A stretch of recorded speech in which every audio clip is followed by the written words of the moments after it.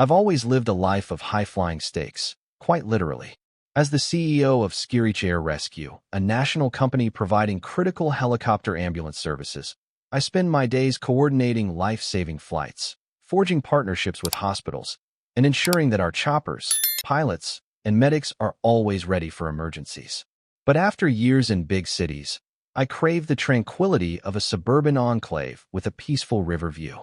That's how I ended up purchasing a home in River's Edge, a well-manicured neighborhood in the United States known for its calm streets, elegant houses, and a seemingly tight-knit community. I looked forward to normalcy, barbecues in the backyard, greeting neighbors with a wave, strolling by the river at sunset. My line of work is intense, so I hoped that once I got home, I could leave the chaos behind, at least until the phone rang with the next crisis. Yes, River's Edge would be my personal oasis. Little did I know that behind its picturesque facade lurked an overzealous homeowners association, HOA, vice president, a woman in her 50s named Marcella Burnett, though many in hushed tones called her Karen. She had a reputation for micromanaging everything from mailbox decorations to the color of holiday lights. But it wasn't just the usual petty HOA meddling. Soon, her crusade would take aim at something far bigger and far more dangerous, banning the local medical helicopter flights overhead. And in doing so, she'd unknowingly challenge me, the head of a company dedicated to saving lives by air. When I first arrived at my new home, a modest but comfortable two-story with a wraparound porch, I breathed a sigh of relief. River's Edge had wide sidewalks, leafy streets, and houses that balanced modern design with small-town charm. My neighbors seemed welcoming enough. The couple next door brought a plate of cookies, an older retired teacher across the street waved from her garden, and a young family welcomed me with polite conversation. Within days, I heard the name Karen in half-whispered caution. People complained that she was forever patrolling in her silver crossover SUV, distributing notices for minor infractions, a flower bed slightly outside the approved color palette, a car parked an inch too far onto the curb, or garbage bins left out half an hour past pickup time. Everyone gave me that universal advice.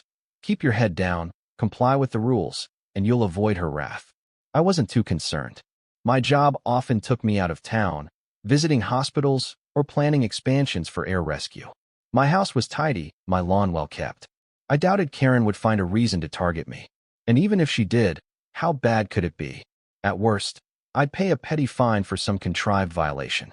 Little did I suspect that she'd soon fixate on a far bigger issue, one that touched the very core of my professional mission. Over the next few weeks, I noticed occasional helicopter flights overhead, mostly at night.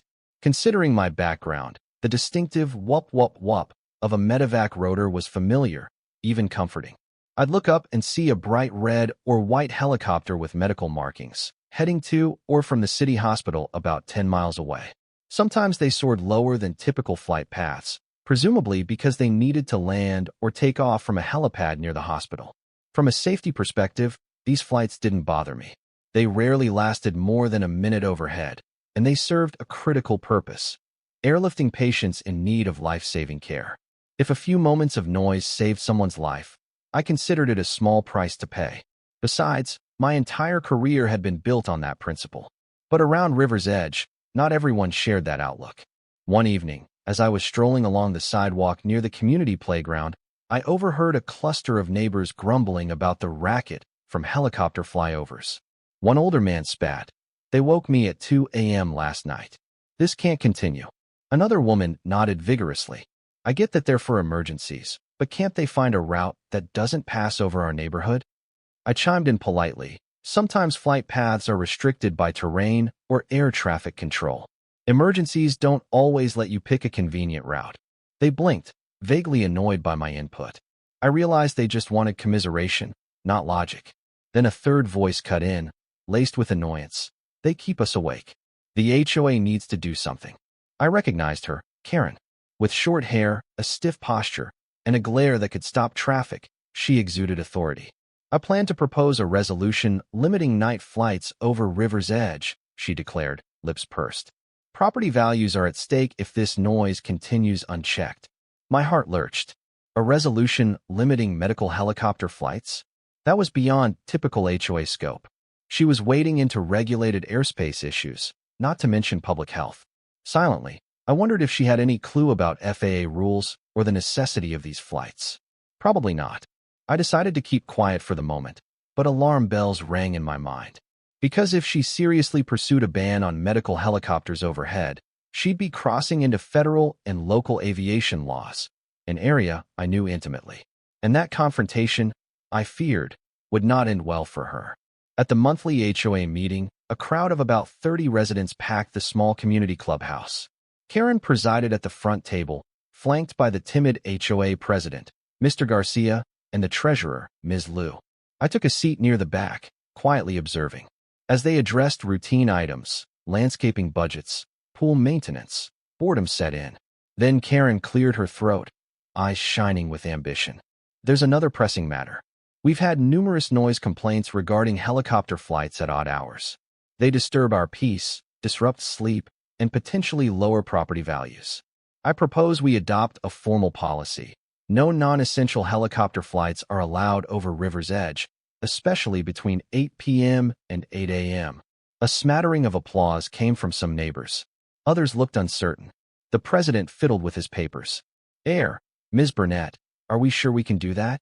Airspace is regulated by the FAA, not the HOA. Karen rolled her eyes. We can't block all flights, obviously, but we can push the city council or relevant agencies to reroute them. The point is we oppose these flights over our neighborhood, particularly the late-night ones. I've read about cases where HOAs convinced authorities to shift flight paths. Let's do the same. Murmuring spread through the crowd. A retired pilot in the audience tried to speak up. Medical flights can't always pick a route. Emergencies happen. But Karen waved him off, insisting that nobody's saying no to emergencies, but they can find alternatives.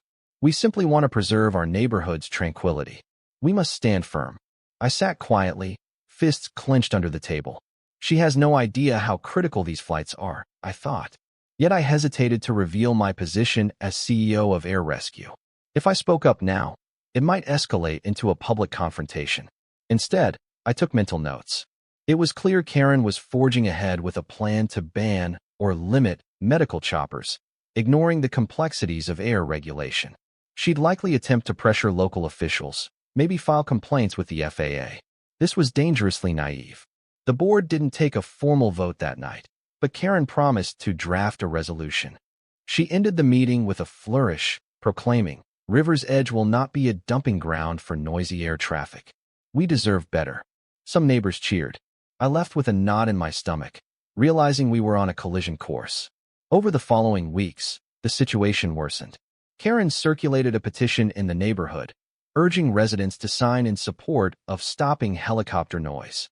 The text conflated late-night medevacs with nuisance flights, suggesting that private or recreational choppers disturb the peace. She used emotional language about children waking in terror and older folks losing precious sleep. Many residents, worn down by occasional nighttime noise, signed it without understanding the bigger picture. Others resisted, aware that medical emergencies took precedence over suburban tranquility. The community became divided. Lawn signs popped up, "Stop helicopter noise," or "We support medical flights." Tension simmered. Karen, emboldened by the number of signatures, boasted that she'd present the petition to the city council. She gave interviews to local media, complaining about unnecessary flights overhead.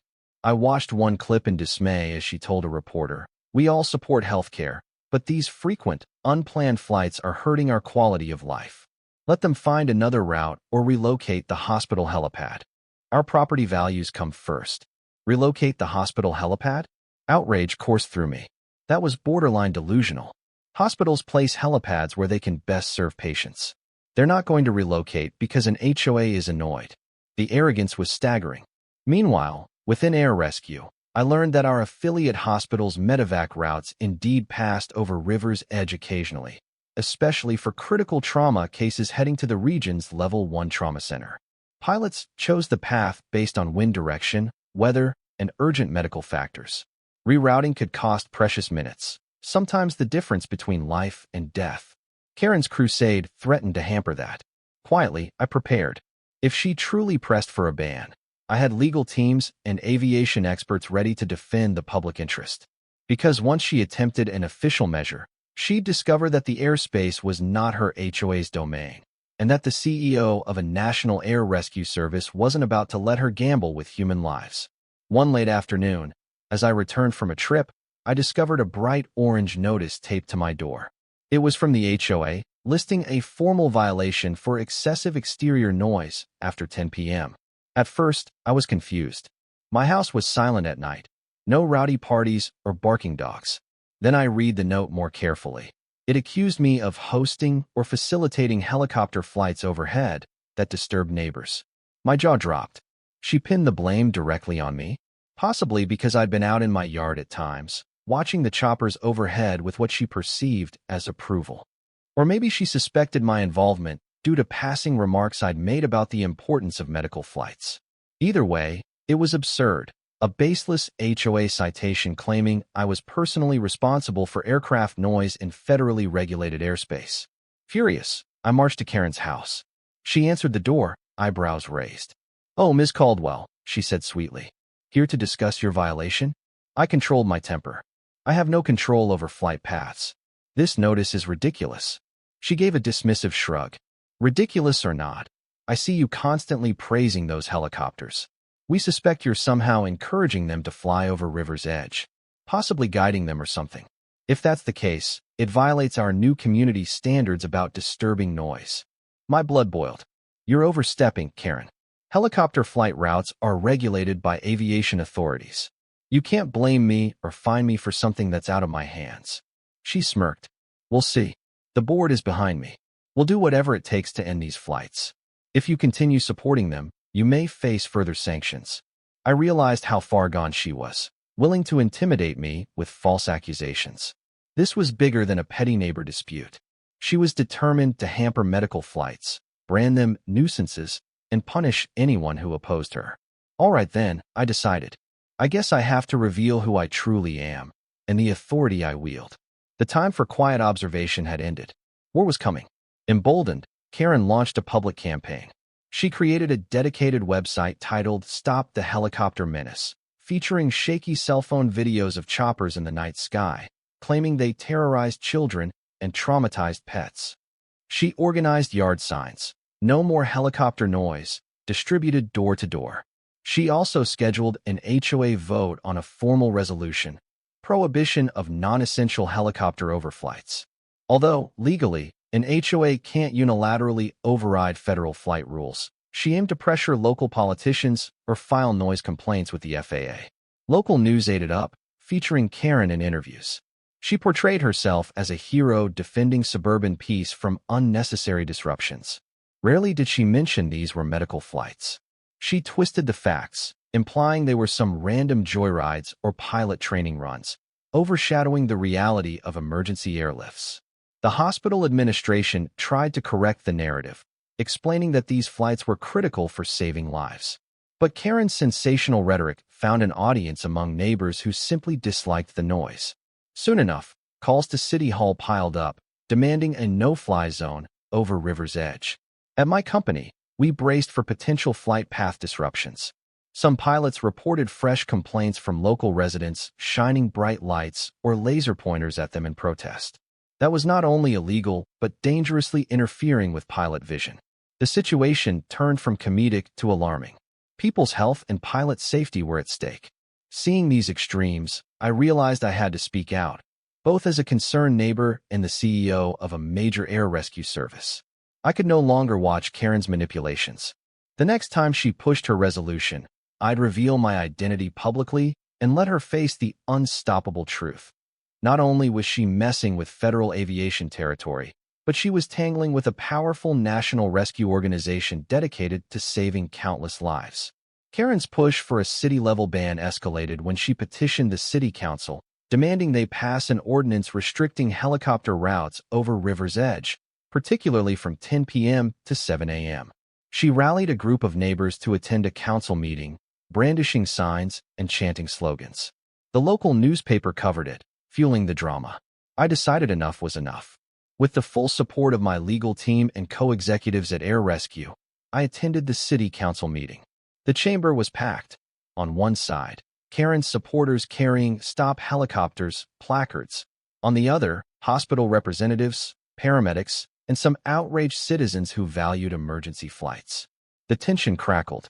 Karen took the podium, launching into a dramatic speech about sleep deprivation, property value decline, and children's nightmares, ending with a fervent plea.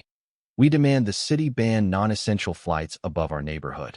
Let them find alternative routes or land outside city limits if they must. Enough is enough.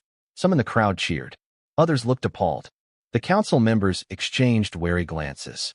They knew the city lacked the authority to override FAA regulations or hamper medical flights. Yet Karen's group was vocal. Then, the council president invited me to speak on behalf of the opposing viewpoint. Stepping forward, I introduced myself calmly. My name is Caroline Caldwell, and I'm a resident of River's Edge. I also have the honor of being the Chief Executive Officer of Skirich Air Rescue, a national medical helicopter service partnering with local hospitals. I appreciate the chance to address these concerns. Karen's eyes bulged. I could almost see her internal meltdown. She had no idea the person she'd targeted was a key figure in the helicopter rescue world. The room fell silent as I continued. Our aircraft, and others like them, fly medical missions. We transport critical patients, accident victims, heart attack sufferers, newborns needing specialized care. The notion of restricting these flights for the sake of noise complaints jeopardizes human lives. In many emergencies, seconds count. Rerouting around entire neighborhoods can add precious minutes, endangering outcomes. I paused, letting that sink in.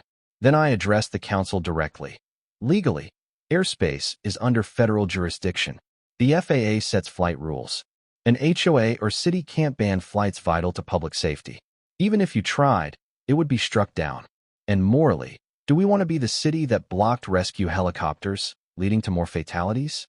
I hope not. Applause broke out from the hospital staff, paramedics, and a good segment of the audience. Karen's supporters hissed or booed softly. The council members looked relieved to hear the official stance. Karen, red-faced, tried to interrupt, but the council president motioned for her to remain seated. My final statement. I understand noise concerns. Our pilots do try to minimize disturbances. But let's be clear, these flights are essential. Restricting them would be reckless. And if the city or the HOA attempts such an action, we at Skirich Air Rescue, and many allied agencies, will challenge it vigorously.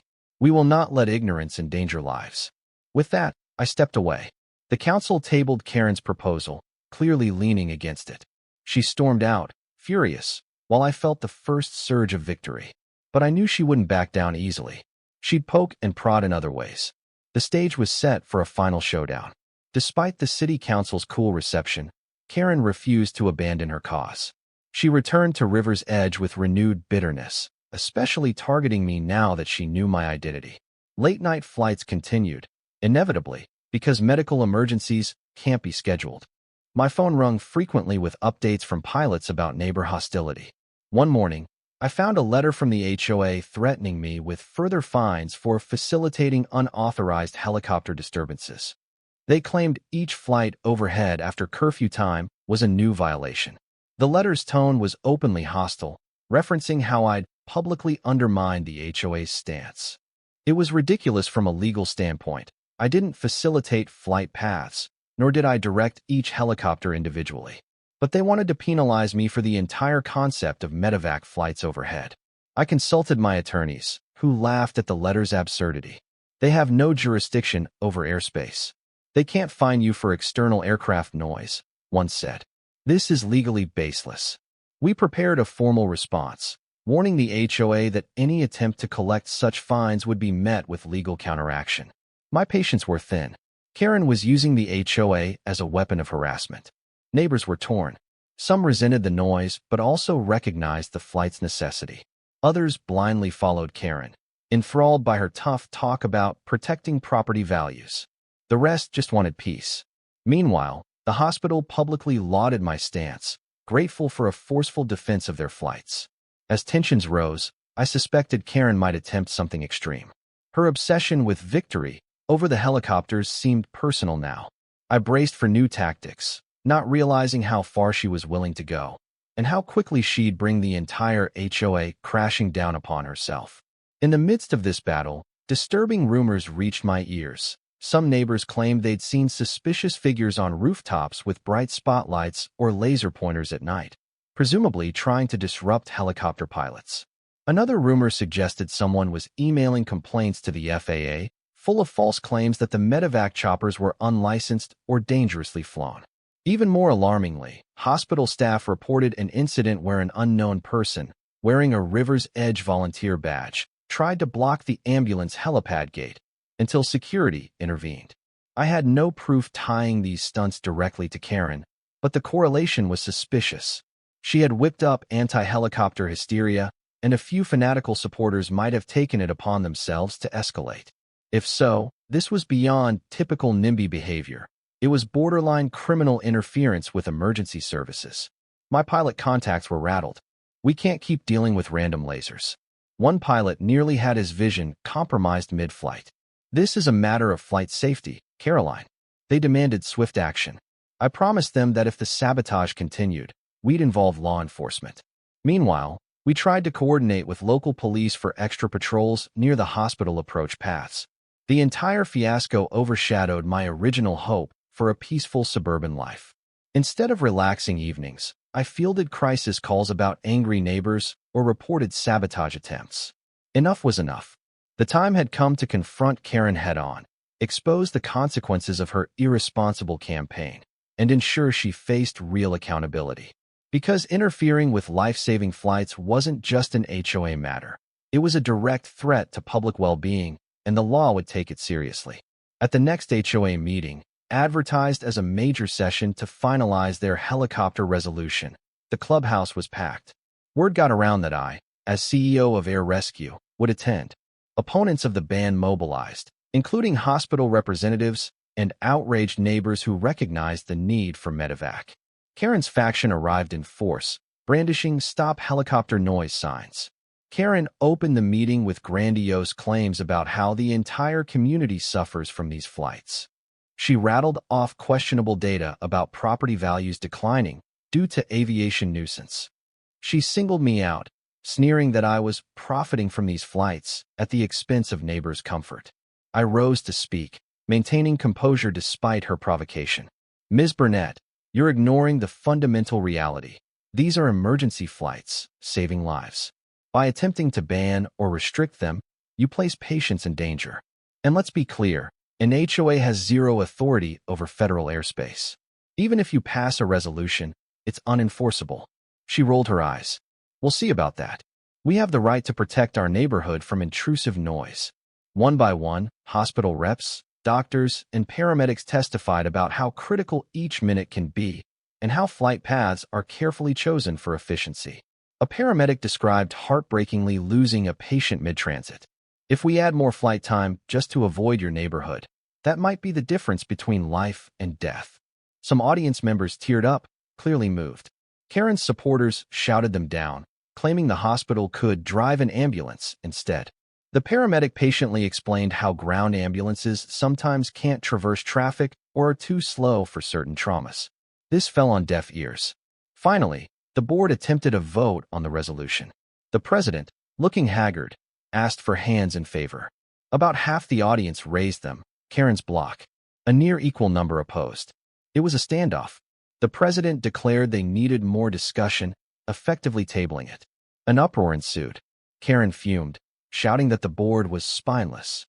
At that moment, I stepped back to the mic. "If you pass a resolution, we at Air Rescue and the local hospital will file immediate legal injunctions. We'll also expose your actions to higher authorities, possibly leading to criminal charges if you hinder medical flights. This is your final warning. Do not overstep into life-saving operations you do not understand." Karen glared daggers at me, but a hush fell across the room. People realized the seriousness. Federal involvement was no joke. The meeting adjourned in chaos, but the resolution was not approved that night. Rather than give up, Karen doubled down behind the scenes, stoking her supporters. She circulated more propaganda, calling me a corporate shill. She claimed our choppers flew unnecessarily low just to defy the HOA. She threatened that if the board wouldn't pass her resolution, she'd find other ways to hold the helicopters accountable. The sabotage reports continued, Someone placed nails on a hospital helipad entry road, flattening an ambulance tire. Another pilot reported a drone flying dangerously close to the helicopter's approach path near river's edge. Tensions soared. The local police suspected a small radical group within the neighborhood, but no firm evidence linked them to Karen directly. At the same time, a city council member approached me privately, confiding that Karen had been lobbying the mayor's office to impose noise ordinances, specifically timed to hamper late-night flights. But the city attorneys recognized that such an ordinance would be invalid under FAA preemption, thus ignoring her requests. Amid this environment, my attorneys prepared for the possibility of a defamation suit if Karen continued lying about our operations. We also readied a lawsuit to block any local measure interfering with emergency flights. It was a high-stakes waiting game. Either Karen realized her futility, or we clashed in court. One chilly evening, a severe car accident occurred on the highway near river's edge. A teenage driver lost control on an icy patch, leading to a multiple vehicle pileup. Several occupants suffered critical injuries, internal bleeding, head trauma. The local paramedics requested a medevac helicopter to airlift the most severe case to the trauma center. My company, Air Rescue, responded within minutes, launching a chopper into the dark, cold sky. As the helicopter approached the crash site, the pilot followed standard flight corridors near river's edge. En route, the chopper was suddenly hit by a beam of bright green light, a high-powered laser from the ground. The pilot's vision flared with dazzling spots. Disoriented, he nearly lost altitude. Alarmed, the co-pilot took partial control, and they managed to regain stability. Shaken, they radioed an emergency directive, suspecting laser interference from the neighborhood below. Precious minutes ticked away as they had to adjust altitude and route, ensuring the pilot's eyes recovered enough to safely land at the crash site. The patient on the ground waited, losing blood. By the time they extracted him and got him to the hospital, significant time had passed. Though the surgeons tried valiantly, he succumbed to his injuries.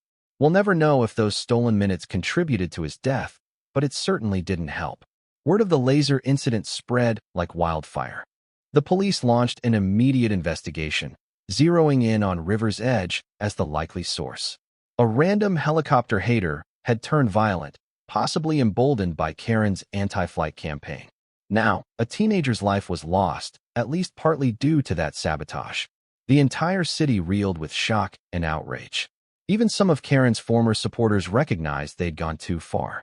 The tragic news of the patient's death shook river's edge to its core.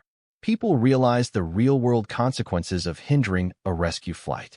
Newspaper headlines read, "Laser attack delays medevac, crash victim dies." Social media buzzed with condemnation for the extremist who shot the laser, and for the climate that fueled such an act. Inside river's edge, neighbors whispered that Karen's crusade had escalated tensions, possibly inspiring such sabotage. Many who had previously sided with her turned on her, outraged that her noise complaint movement had contributed to a lethal environment. A petition circulated demanding her immediate resignation from the HOA board, or else they'd hold a special recall vote. Karen, blindsided by the tragedy's fallout, posted a defensive statement. "I never condoned violence or lasers. This death is horrible, but no one can link it to our peaceful efforts to stop helicopter noise." The statement came off as cold, sparking more fury. She scheduled an emergency meeting to clarify her stance. Meanwhile, the police continued investigating, suspecting a neighbor who was a vocal Karen ally, though no arrest was made yet. As for me, I felt a deep sadness. My company's mission is to save lives, but here was a lost patient, with sabotage as a factor. The pilot overcame the laser, but those critical minutes lost might have spelled the difference. My sorrow mixed with anger. Karen's irresponsible campaign had spun out of control. If she thought there'd be no repercussions, she was mistaken. The clubhouse teemed with furious residents at the emergency HOA meeting. Tension hung heavy. Karen sat at the front table, looking uncharacteristically anxious. The president, Mr. Garcia, tried to restore order as people shouted for Karen's removal. The atmosphere crackled with anger and sorrow. Karen cleared her throat, launching into a prepared speech. "I want to express sadness over the tragic accident victim. However, I must emphasize that our movement to reduce helicopter noise never advocated violent methods. The laser incident was the act of an extremist. We can't blame an entire cause for one person's crime. A neighbor stood up, voice quivering. You cultivated hostility toward these medevacs. You called them a menace, convinced us they were unnecessary. Some fanatic took it too far, and now a young person died. Don't you feel any responsibility? Another shouted. Your hateful rhetoric fueled this environment. Step down. Karen, cornered, tried to maintain composure. I can't step down. I remain committed to River's Edge's welfare. The real blame lies with the incompetent flight scheduling. If they'd chosen a route away from the lasers, that triggered an uproar. Furious neighbors demanded her resignation. The board members also looked disgusted. Sensing the moment, I rose to speak. For months, Ms. Burnett has waged a campaign to ban vital rescue flights.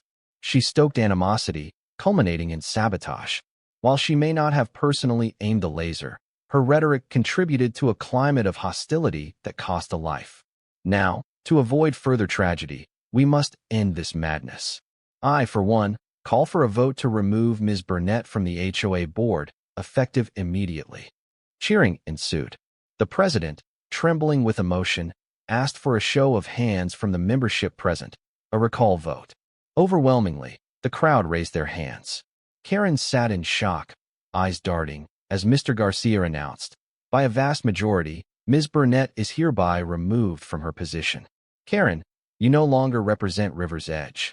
She tried to protest, stammering about technicalities, but the wave of public condemnation was unstoppable. She stormed out, booed by the crowd.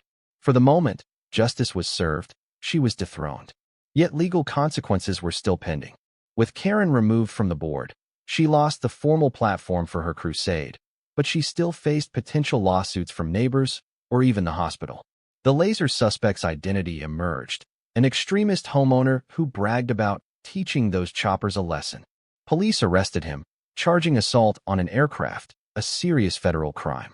Investigators found messages praising Karen's war on helicopter noise for inspiring him, though Karen herself wasn't legally implicated unless direct incitement was proven. Nonetheless, the moral blame tarnished her reputation irreparably. Across town, the city council reaffirmed support for medical flights. The hospital installed better security around the helipad. My company, Air Rescue, updated routes to maintain safety, but refused to create massive detours that risked patient outcomes. The FAA also weighed in, stating local neighborhoods cannot restrict IFR flight paths for emergency services. Any future attempts would be struck down. Karen's personal life unraveled. She faced ostracism from the community, with vandalized yard signs, hateful notes thrown on her porch. Some neighbors worried it went too far, but the anger was intense. Rumors said she considered moving to another city. Meanwhile, River's Edge residents worked to heal from the divisive fiasco, channeling grief over the lost life into renewed appreciation for emergency workers. As for me, I felt relief but also sadness that events reached such a tragic endpoint. The cost in human life overshadowed any sense of victory over Karen's misguided campaign. Still, with the immediate crisis resolved, no ban passed, sabotage suspect arrested, the neighborhood could begin to recover. People replaced "Stop Helicopter Noise" signs with ones reading, "We support medical heroes." A small tribute to the crash victim was set up near the clubhouse, reminding everyone of the stakes. Without Karen dominating the HOA, a calmer atmosphere took root. The newly installed vice president, Ms. Delgado, issued a statement condemning any interference with medical flights and reaffirming cooperation with local hospitals and the FAA. The tensions that had plagued the area gradually eased. Neighbors came together for a memorial fundraiser for the crash victim's family, raising money to help with medical bills. Helicopter paramedics attended in uniform, shaking hands with residents who once complained about the noise. A spirit of reconciliation blossomed. People saw firsthand that these flights were about saving real people, not just an abstract inconvenience. I resumed a normal routine, balancing my role at Air Rescue with quiet evenings in my home. Toby, my golden retriever, enjoyed the calmer streets, no longer overshadowed by yard sign battles. At the occasional block party, Folks joked about how the new neighbor turned out to be the biggest big shot around. I'd smile, repeating that I was just a concerned citizen who believed in saving lives. Karen remained in the background, rarely seen. Word spread that she was selling her house. Some neighbors harbored a shred of pity for her meltdown, while others insisted she never be forgiven for the chaos wrought. Regardless, her era of control ended abruptly, leaving a cautionary tale. No matter how determined one is to preserve suburban peace, you can't trample crucial emergency services. One drizzly afternoon, about a month after the recall vote, I spotted Karen lingering by my front gate, a hesitant look on her face. I approached warily, uncertain if she came to vent anger or ask for some last-minute reprieve. She gave a small nod of acknowledgement. "Hello, Miss Caldwell. May I talk to you a moment?" I folded my arms. "Go ahead." She inhaled, eyes flicking away. I'm sorry for how things escalated. I never wanted anyone to get hurt. I just felt that the noise was too much. I thought I was protecting the neighborhood. I guess I got carried away." I studied her posture. She seemed genuinely contrite, though overshadowed by guilt. "A boy died indirectly because of the hostility you fueled," I said quietly. "People sabotaged flights. You can't deny the role your campaign played." She swallowed, tears brimming. "I know. It haunts me. I never told anyone to use lasers, I swear, but I see now how my words stirred up anger." A long silence followed. Then she sighed. "Anyway, I'm moving. I can't stay here. People hate me now. I just wanted to say I regret it. That's all." I hesitated, feeling a mix of sadness and exasperation. "At least you recognize it. But regrets don't bring back that life or undo the harm. I hope you've learned how dangerous rash, uneducated zeal can be." She nodded, tears slipping down her cheeks. "I have. Goodbye, Miss Caldwell." She walked off, shoulders hunched, disappearing into the rain.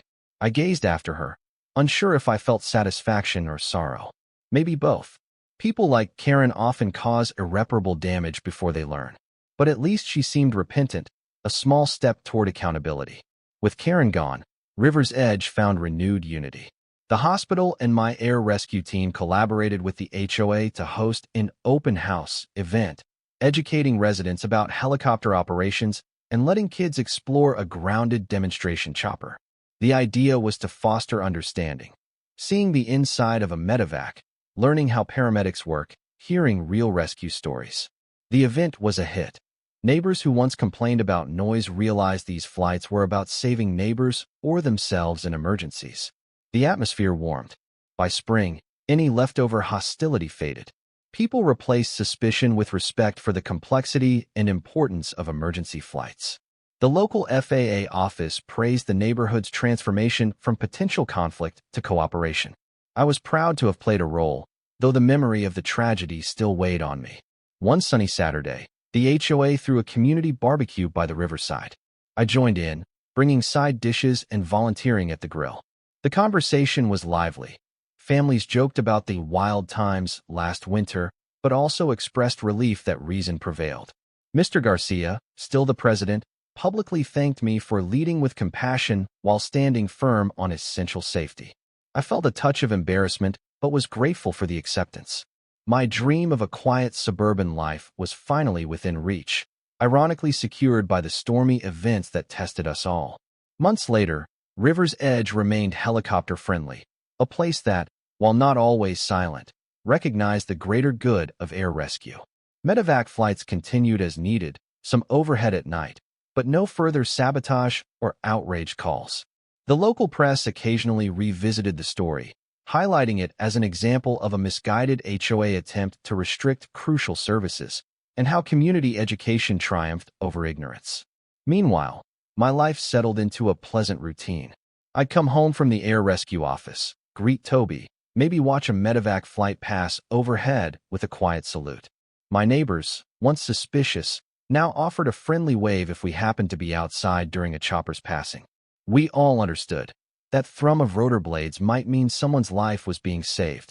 Karen's house eventually sold. The new occupants, ironically, were a retired paramedic couple who had zero complaints about the occasional helicopter noise. The circle of poetic justice felt complete. The tragedy that spurred the final shift left a scar, but also a lesson. No local regulation or personal vendetta should ever overshadow the sanctity of life-saving services. And so, we ended with a bright note, albeit tinged with the memory of a lost life. River's Edge learned that while we can strive for peace and quiet, we must never forget the big picture. Some noises are indispensable. As for me, I found a real home here, forging deeper bonds with neighbors who, once threatened by ignorance, had awakened to empathy and reason. Yes, it was a happy ending in the sense that we grew as a community, ensuring that no one, not even an HOA Karen, could stand in the way of life-saving rescue flights, especially when the CEO of Air Rescue lives just around the corner.